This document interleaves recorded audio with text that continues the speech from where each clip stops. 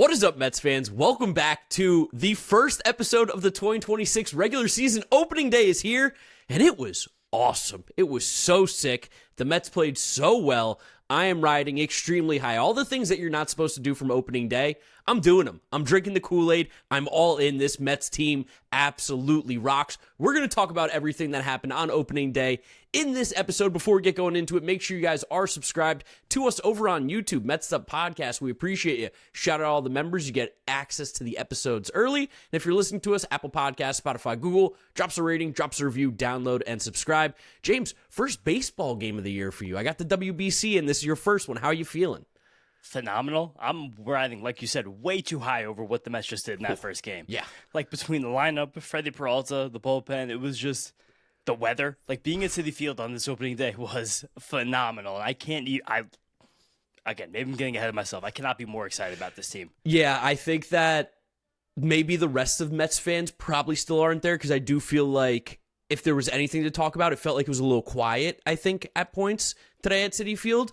And I think even coming into the game at times, it felt like it wasn't like a madhouse like some past opening days have been. But it's understandable because there are a lot of fans that I think this team's going to have to earn the trust and the respect of, especially when a lot of big veterans that were on this roster are no longer there. But I don't care about that at all. I'd flip on that right now. Why? I think during that first inning when the Brett Baty quote-unquote triple went over O'Neal Cruz's head after the Brandon Lau home run the first inning, that place was rocking. Well, I'm more so thinking about like the intros and like everybody getting announced and stuff like that. It felt like it felt a little calm. Didn't you feel like that pre-game in Citi Field? Well, I agree with you. That's what Yes. I'm saying right now. The second that Brett Baty triple went over O'Neal Cruz's head, I think that place was locked in, absolutely Yes. rocking. Like Yes. it was. I think when Mets fans watched the way this lineup attacked the opposing pitcher, who was Paul Skenes in this game, 1 through 9, I think it changed a little bit. I think a lot of Mets fans realized what this personnel was here and what they were here to do. Like this felt markedly different from the teams that we've seen over the last few years. And again, to knock Paul Skenes out in the first inning of a baseball game, the first time that's ever happened in his Major League Baseball career. In his career, his ERA went from 1.97 to 2.1 in this game individually. I think possibly some of those earned runs might turn to unearned runs by the time you guys listen to this, but as for recording, they have not yet. That was a statement by the New York Mets lineup, the starting 9. I think that was one that we were moderately expecting, but to watch it on the field, to watch how strong this team was 1 through 9 was a treat in the ballpark. Yeah, it was really cool to see that it felt like watching this game. There was a very, very clear plan that this Mets lineup was trying to execute. A lot of the different things here were, one, attacking when the ball was in the zone, and the Mets did that early on. They attacked pitches that Paul Skenes left over the heart of the plate. The other one was not getting cheated on pitches, too. The Mets were taking war hacks when they were getting ahead in the count. That's something that we joked or like made fun of them a little bit last year was sometimes guys were looking to get singles when you're in the driver's seat. And we talked about it with Murph. You got to play the scoreboard at times. The Mets played to the scoreboard perfectly early on in this game. But throughout the entire game, they played the scoreboard well. And then even just the fact that they were able to pounce when you could feel just a little bit of blood in the water for the Pirates. That defense, something that we've talked a lot about on the windup, that the Pirates are going to be one of the worst defensive teams we may have ever seen. And boy, are they living up to that hype already. Again, Paul Skenes, I think, gave up like 7 outs in that inning. The Pirates even missed that Francisco Lindor first to third. They didn't get the challenge in time. I think if they would have gotten it in time, he would have been called out because they tried to and the umpire waved it off.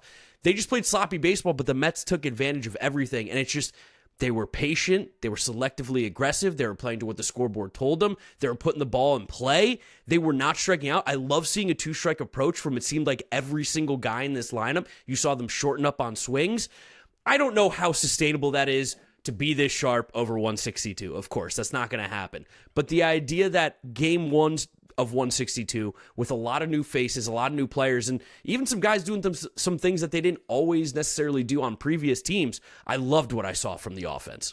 Ironically, the one guy who didn't really do that, besides the first inning, Bo Bichette hit an amazing sac fly, but he was the one guy who actually struggled, it seemed like, to have that 2-strike approach, like have that little, like, that bats the ball that he usually has. But this was... The one thing I'll say about Bo is that I noticed, and maybe this is because I didn't watch a lot of Bo Bichette in Toronto. I wasn't watching as much. With 2 strikes, he gets rid of the leg kick. He is a no leg kick guy on 2 strikes today. One of the things that I think was weird was that he was so late on everything, like extremely late. And I do think he was rapping a little bit. From my perspective on the third baseline, you could see him almost like starting his swing very, very late, rapping and then trying to release. And that's why he had, 12 foul balls in a row off of Isaac Mattson. But also at the end of the day, like, while it wasn't a productive at bat in terms of the outcome, he absolutely wore him out. That was a great at bat. No, nevertheless, again, that's the one guy who today didn't like break through to the degree of every single other hitter. But this was a clinic by the Mets lineup. And this is why, as we were heading into the season, kind of trepidatiously, we were saying like this could be one of the 2 or 3 best lineups in all of baseball. And today you could see that 1 through 9, there's never really a moment for an opposing pitcher to take off. No. And especially, Bo Bichette in the middle order, Francisco Lindor walked 3 times at the top. Like Juan Soto was all over it.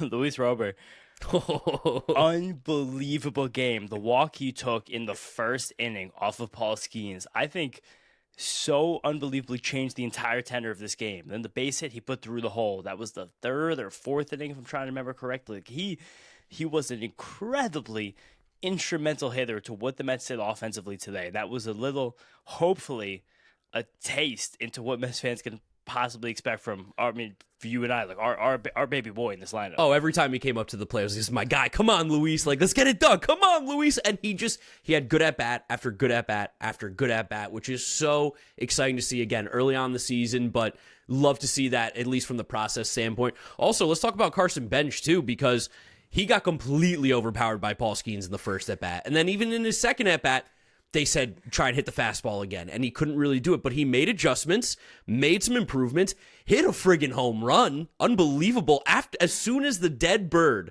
fell from the sky and landed next to him.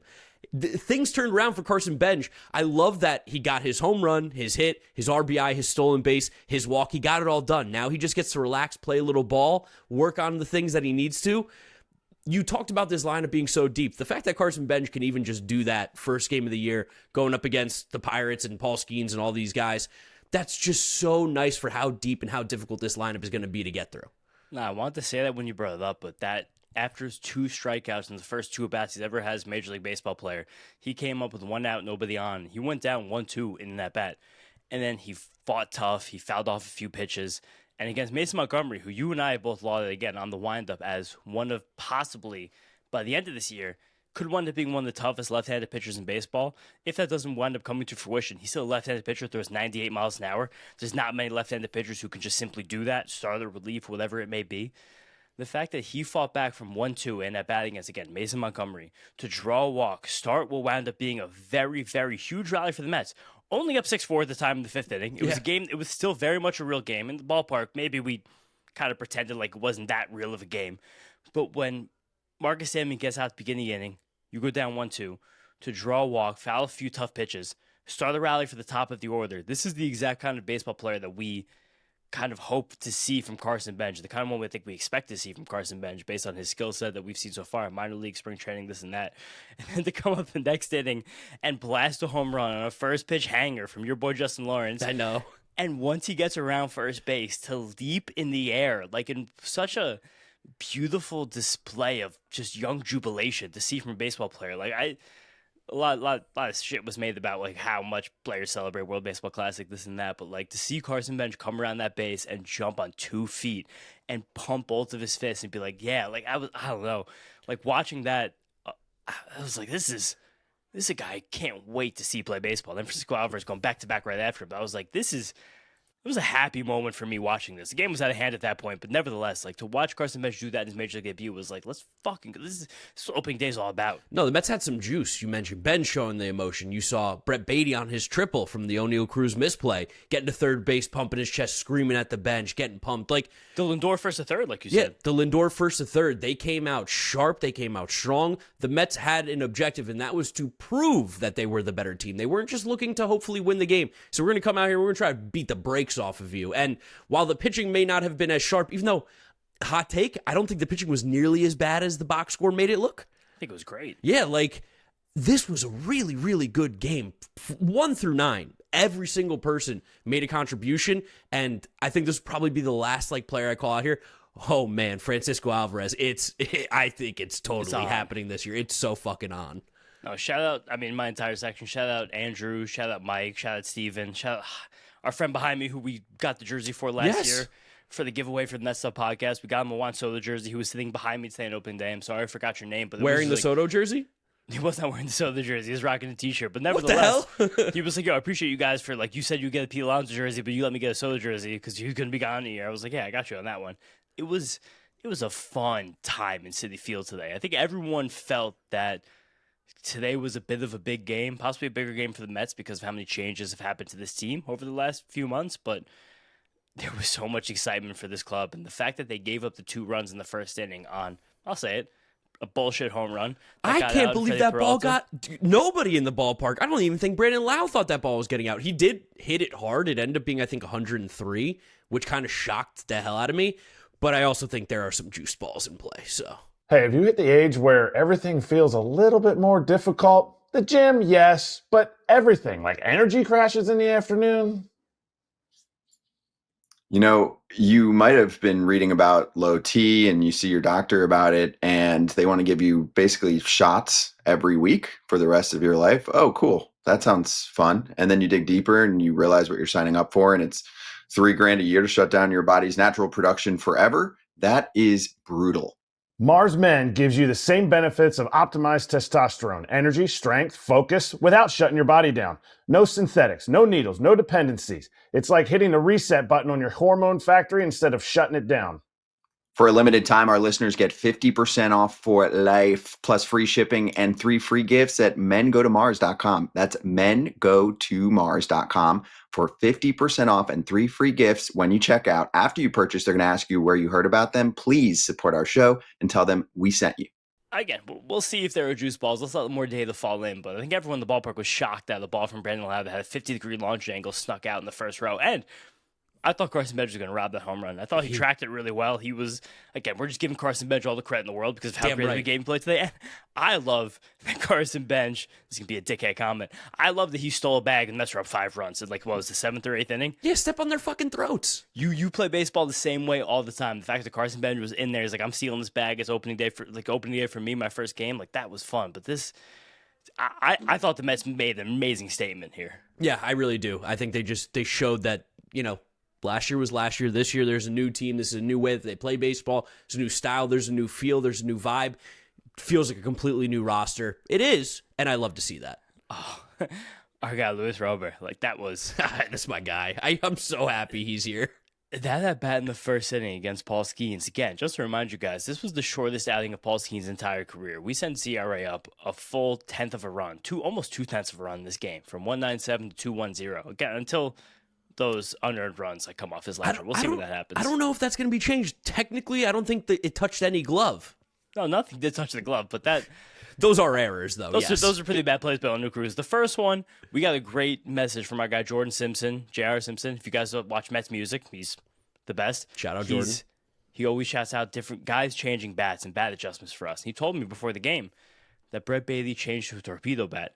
And that play appearance in the first inning, Brett Bailey sent that thing to center field. Sent it. And my dad is a former youth baseball coach. The second that ball was in play, my dad screamed back because O'Neill Cruz took a step in. And we're like, oh, no, that's going way back. Took 4 steps in. That guy is a horrendous center fielder. No, it's terrible. Again, by the end of last year, he flashed that he could be an okay center fielder. Between that and the ball that dropped in front of him, Marcus Semien, again, even a guy like Marcus Semien, I don't think he had the best game in the world. He played very well defensively. And on a bloop in the first inning, he busted out of the box. O'Neill Cruz lost that ball in the sun. And Marcus Semien's on second base in a play that extended the inning. Like, there was just every single little thing the Mets had to do in this game to make it better for them. They seemed to do. And something that we were worried about in all of the episodes we gave you guys last week was how much last year was going to be behind this team, truthfully. It seemed so in the rearview mirror that I almost forgot it happened. Yeah, I hope we all do. I would love to forget last year. What a fucking nightmare. But for real, the way this team came out today, let me know if you guys saw us on television, because Mark and I were in the ballpark. Maybe it was a little bit of a different vibe. Let me know how the NBC broadcast was. You guys, we love the NBC baseball broadcast. This team had juice. They had sauce. There was, I don't know, there was a very, very serious energy that was coming out of this team today that I did not feel almost, I would say, at any point last year. It's tough to put your finger on when or how they ever felt like this last year, truthfully, because even early in the year they were just kind of just winning. Yeah, like it wasn't like they were even like dominating teams. You're just winning baseball games. No, and even like Jorge Polanco took nice plate appearances. He might have had very nice. He might have had what, the second best hit ball today? Because Alvarez, I think, by far probably had the best one. That one that he hit to the left center field gap, Polanco, that O'Neal Cruz made a nice catch, like going into the wall with. I was like, I think that was the best hit ball that's been in this game so far, and it was an out. No, besides like Benge and Alvarez, Benge, forgot about Benge. Piece those balls up. Like Carson Benge jumping on the first pitch sweeper after 3 nice plate appearances. There were 2 he got destroyed, Cooked. and then one, like we said before, like I'm elated about watching this team. And we've talked about this a lot. Like 1 through 9, this is the Mets lineup that I don't think we're very used to seeing as fans, where you really do not have a pitch off as an opposing pitcher. And for like Francisco Alvarez to come up as a 9-hitter and to hit a ball 420 feet like he did in that home run, I was just like, the facing of the second deck, like that guy's hitting 9th. After that, you give up that home run, you're staring at Francisco Lindor, and then behind him is Juan Soto. What are you gonna do? You don't get a chance to breathe, and that's, I think, what makes this lineup so great. And I hope it continues, keep moving strong. We haven't spoke about pitching. We haven't talked about it yet. Yeah, haven't even gotten in a word. That's how excited we are about this lineup. But to move it on to the pitching, Freddie Peralta obviously making his debut. Weird first inning with the Brandon Lau home run, but then struck out the side immediately right after that, which was great. The stuff looked awesome. The stuff looked like it was jumping out of his hand. It looked electric on watching on replay in the stadium. It seemed like he wasn't particularly easy to hit. Again, Brandon Lau is the only guy that really did any damage to him whatsoever in this game, but I was really, really glad to see that Freddie could get through that 5th inning so he could get the win on opening day. Stuff that, like, even little things that you need from your ace, where think about how many times last year we could not get that guy even to the 5th inning. You know, it's game 1, but it's just a nice step forward. No, it's a good point. In that 5th inning specifically, like there was a little bit of trouble with Freddie Peralta. There kind of was, I don't know if it was fear, but like Ryan O'Hearn, I mean, that was not the 5th inning. That was against what's his name? That was against Tobias Myers. But like there's guys on base, and it's like you put 2 guys on to start an inning where Freddie Peralta definitely didn't have his best stuff. I know a lot of Mets fans are used to watching Freddie Peralta dice up anybody who he faced at Citi Field, so this was kind of a weird, stark change to that. But to give up a single and double to start that inning, and then to get the next 3 guys out very easily, Brandon Lau with an easy ground ball after he had, I think, 2 home runs to that point, or maybe 1 home run, another hard hit ball. Like it was just nice to see Freddie do that. I know it was a little bit of a shorter outing than most Mets fans would expect, but Freddie's not exactly the deepest pitcher in the game. It was nice. Also, I don't know if you noticed where you were sitting at third base, but to watch Freddie pitch all the way from the third base side and then Paul Skenes pitch all the way from the first base side. Yeah, I can't notice. Very funny dichotomy. Like Skenes has a little bit more of a lower slot pitcher and Freddie coming more over the top. Like it was very funny to watch those guys trade. The one inning they traded because Paul Skenes got chased the first inning for the first time in his career. I want to remind you guys of that, but it was nice to watch like a high-end pitcher for the Mets. And we know that Freddie Peralta, if you guys listened to us talk to Lance Brazowski about a month ago, Mets pitching preview. Last year's slider was not a big pitch for him. This game was a huge pitch for him. He got 65% whiff rate on it. He looked, in a game where he didn't really look that great, he looked phenomenal. I think that's a good reminder about what like a true frontline pitcher can and should be. I will say, again, because it's the first time seeing him from like my seats, I love the view that I have. He gets all of his body into it. He gets out there. He really comes at you from the pitcher's mound, which is cool to see because sometimes that doesn't actually carry over when you watch on TV from that angle. And to say this, it was nice to him only go 5 innings, whatever, opening day, no worries. Tobias Myers to come in and just eat 3 up. That was awesome. That was Go great. in there, give me 40 pitches, get some swings and misses, and get a home run. No worries about that. But like put the ball on the ground a little bit, like just to have him soak that up, not tax the bullpen opening day. Because again, we're going to a 3-game series. Talking to you guys on the off day. Yeah. Paul Skenes leaves in the first inning. We decimated the Pirates bullpen in 1 game. Yeah, they don't got much left. And this is a team that theoretically we're competing with for a playoff spot. Of course, in the National League, we have to see what happens here. But to get after them in 1 game like this, to possibly give a shot where we're kind of on top of them when the next game comes around Saturday, even with the off day, is such an advantage heading to the series. Like the first game of the season with Paul Skenes at the mound, I could not have imagined before it happened. No, it's such a good outcome from just an opening day win. Mets are so good on opening day. It really is. It's such a a microcosm for what it is as a Mets fan. It's like at beginning of the year they win, we have the highest of hopes, and then at the end of the year we see how it ends up being.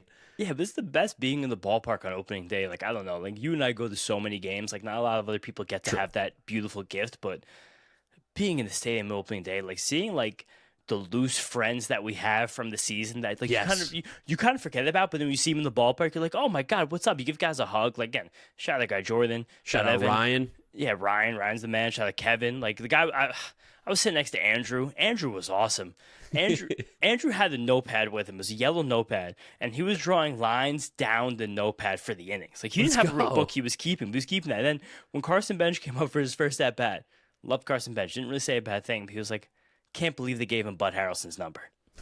And then my dad from next to me, like, laments with him. He's like, yeah, you're right. Can't believe that. Number 3, first game of his career. It's like, that's just the kind of shit for Mets fans, like, you don't really get. Like, looking around the ballpark and seeing, like, Jerry Grody jerseys. My dad shouted out, I don't remember the guy's first name, but, like, I think it was Calvin Schiraldi jerseys. I saw that at the Coors Light beer tower in center field. He was he ended up being the guy who I think gave up the Mookie Wilson hit in the '86 World Series, because he ended up on the Red Sox, and I think Calvin Schiraldi hates the Mets. It kind of makes sense. Honestly, now I think I remember Calvin Schiraldi from that 30 for 30, but the whole thing was like, it's just so beautiful to be in that ballpark. It was definitely aided by the fact it was like the best day of New York weather that we've had like in 4 months, but it was perfect. And like, shout out the Mets themselves for putting that whole thing on.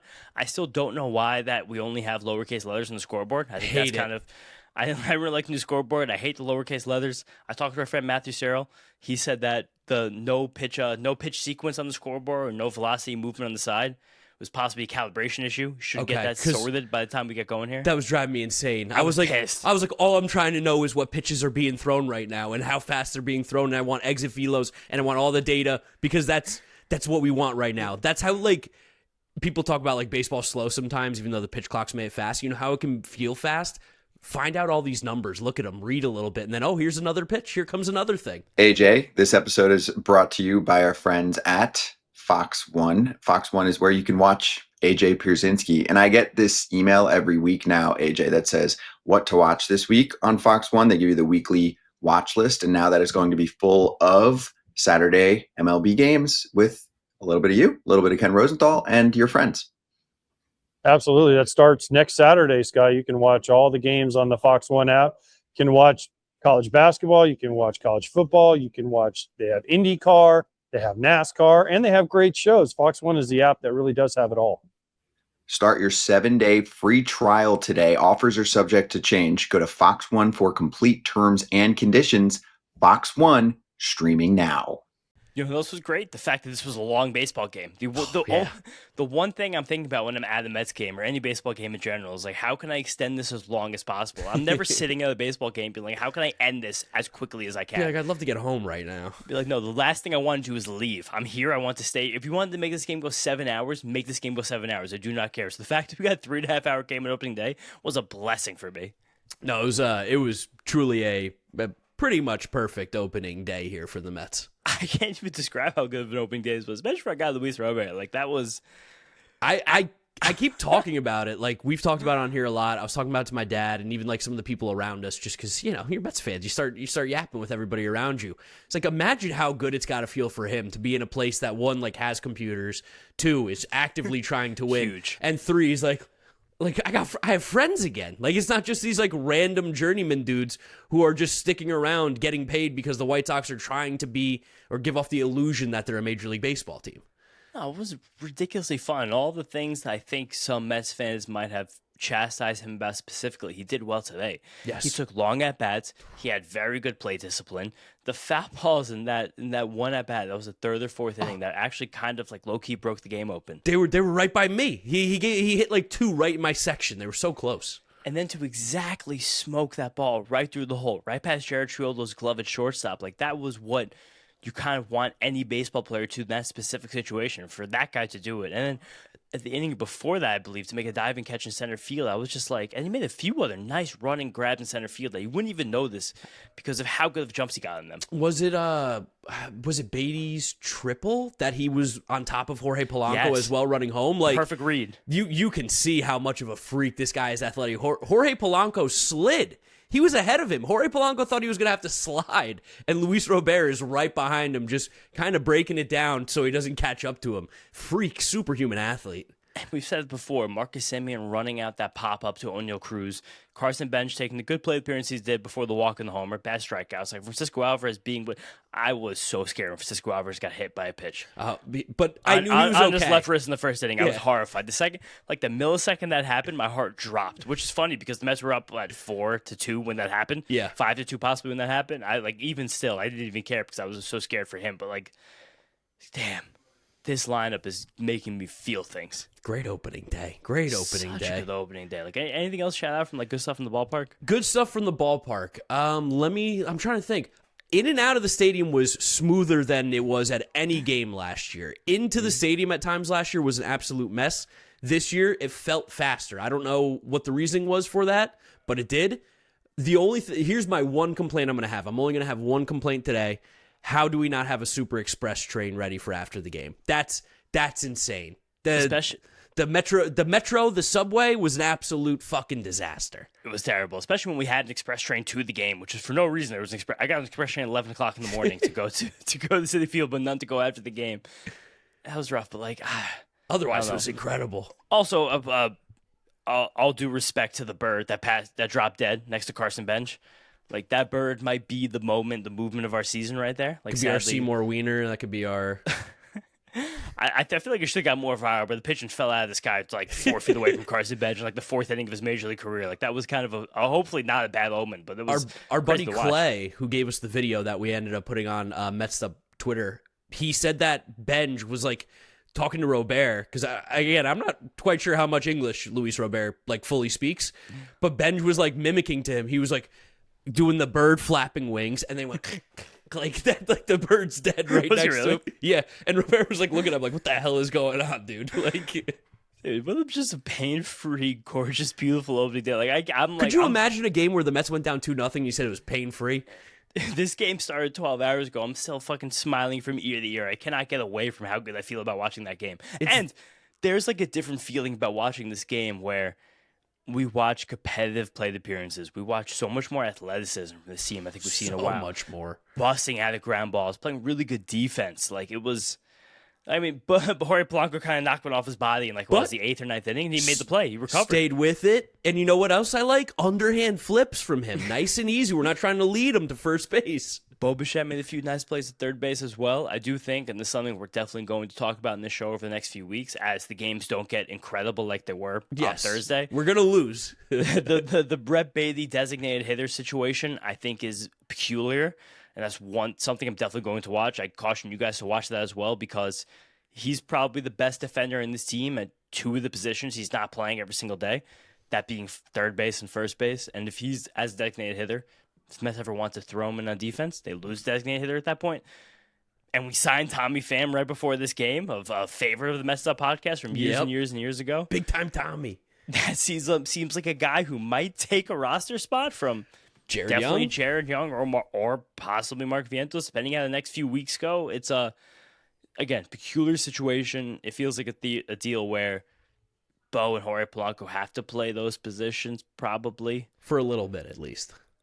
But that's definitely, if we got to give you guys something to watch moving forward, that's definitely something to watch. And I guess Luis Garcia, because he did not look good. No, it looked terrible. And also, again, in the ballpark, we didn't have velocity. No. He was throwing, I think, 93 when I saw a couple pop up. No comment on that. I'll pull it up in 1 second right now. But, like... No comment. To not have that in the ballpark. I've been proud of Citi Field having that for the last few years. Luis Garcia topped out 95-2. I'll say this. If Luis Garcia tops out 95-2, he's probably not going to stay in this team very long. Yeah, no, I don't. I think his days will be numbered if he can't throw 96 or 97. No, but... Splitter was nice. Splitter was nice. And lowercase letters on the stadium scoreboard, not that nice. I hate it. That. Yeah, why are we doing this like Zoomer bullshit? And show me the pitch sequencing. We love the pitch sequencing in the ballpark. Andrew, my guy next to me, he was asking me so many questions about the podcast, about both of our lives, everything. At least have only the pitch sequencing for when our guys are up. Like, at least, like, so they could look up and see what the pitches have been. Maybe that's it.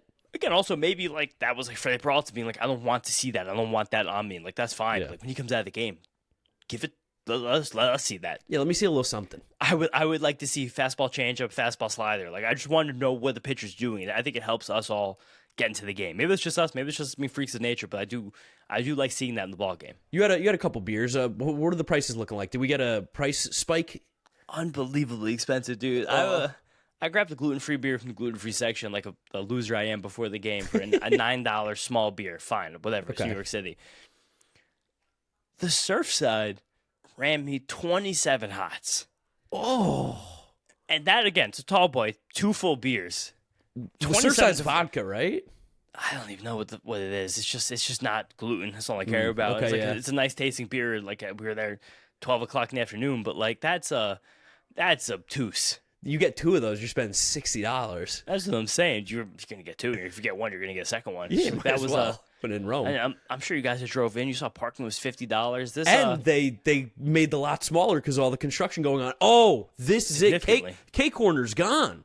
Really? Cake Corner's gone. No more Cake Corner. Apparently, it's going to be like offices for the Hard Rock or something like that. Even this season? Yep. Cake Corner's gone. Doesn't exist anymore. That's a botch. It's now, and Ebbs is now Willets Point Brewery, which, I mean, I hope it's better.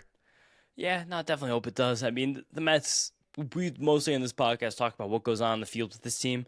The things that go on off the field are neither here nor there. We want to focus on what's going on the field, but it gets kind of ridiculous at times. I mean, again, pack your guys' food, sneak in a flask, do whatever you have to do. Yeah, do what you got to do. Enjoy the Mets and enjoy the win because that was a great opening day. Anything else here, James? I don't know, dude. I'm still buzzing. When Brett Beatty hit that triple, that was... I'm buzzing because the Mets played so well and just also baseball's back. It's just so great that we're recording this at 1 o'clock in the morning. I was finishing watching Guardians Mariners before this. I can't get enough baseball right now. No, I'm not going to go back for hours. I'm excited for watch baseball. I can't wait to watch the highlights. It was beautiful to watch his team. It was nice to see Freddie Peralta. And just, I know a lot of the Mets fans out there, maybe you guys listening to this are a little bit like crestfallen, a little upset that there's a lot of players you guys are used to and not in this lineup. But I do want to tell you guys, like, the at-bats that Bo Bichette, Jorge Polanco, Luis Robert, like, even Brett Beatty, Marcus Semien, Carson Benge, like, this is a lineup that has a stupid amount of potential in terms of the difficulty of getting each guy out individually, one after the other. And I want to tell you guys to be excited about it because this could be special. Dude, Bo Bichette came up with runners in scoring position every single time he came to the plate today. Like only 119 RBIs to go for the 120. Yeah, and I was gonna say, and he only drove in 1, and the Mets still scored 11. Are you shitting me? Bo Bichette, by far the worst game in this entire team today, and it was still not really that bad. Like that at bat where he fouled off like 6 or 7 consecutive pitches in the 7th inning. I was like, nice. It led to the Jorge Polanco 4-pitch walk right after him. Isaac Madsen was like, fuck, dude, I'm gassed. I just threw 17 pitches. That was funny as hell from Jorge Polanco right after. He's like, all right, I'm just gonna chill. It's like, I'm good. I'm hanging out right now. That was honestly even the 5th inning. Think about how long that game was. That was the 5th inning. I mean, that at bat itself was like 10 minutes. So when that ending started, there was only 6-4 Mets, and there was some people in the ballpark that were a little trepidatious. I was like, we're good. I was 15. As soon as we put up the 5-spot, knocked out Ski and said game's over. Which is funny that is like such a difference of feeling from last season, and maybe we're just better turning the page, seeing these new players, not caring about it. The fact that we knocked Paul Skenes out in the first inning for the first time in his major league career through 40 pitches before we knocked him out of that game. Again, O'Neal Cruz, big reason for that. This Mets lineup made me feel very special things and something that I think could carry this team this season. I mean, the fact that we've been talking to some people that are like, can't believe Paul Skenes didn't come out and throw one right at Francisco Lindor, get the game started, knowing that he's got the broken hamate. Mets came out to play, and they jumped all over the Pirates. I love it.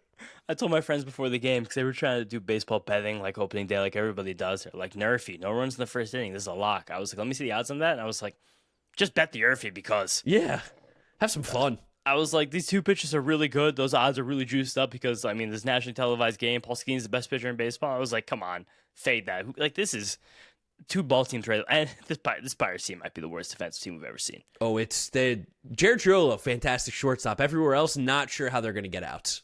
And Jared Triolo is probably a great third baseman and second baseman. Is probably an average shortstop. Yeah. Like that Luis Robert like ball that went through the hole was like, all right. And at least probably gets stopped by another shortstop. I was going to say Francisco Lindor, Bobby Wood, and like Ellie De La Cruz, J.P. Crawford probably put the glove on that ball. Yeah. But not Jared Triolo. Again, whatever. Respect the Pirates. Respect them. 2 more games against them. We got David Peterson versus Mitch Keller on Saturday, and then Noel McLean versus Bubba Chandler Sunday. I know. I wanted to go to the Saturday Noel McLean game so badly, and the fact he's pitching on Sunday sucks. Yeah, we'll figure it out, guys. That's it. Thank you for listening. Thank you for watching. Make sure you're subscribed to Mets'd Up on YouTube, Apple Podcasts, Spotify, wherever you listen to us. Drop us a rating, drop us a review, download, and subscribe. James, Do we have Frankie Peppers? I know this was an impromptu episode. Oh my God, we actually do. But I'm gonna be real with you. I don't know where my phone is. All right. Sorry, Frankie. You'll get us on the next one. Frankie hit this one right after we actually recorded the season preview. So I'm telling Frankie Okay. right now, Sunday night, please, Frankie, get us voicemail. As soon as the game's over, or on your time, but we'll be recording Sunday night. That's it, guys. Thank you for listening. Thank you for watching. We'll catch you on the next one. Peace out. Peace out. Let's go, Mets.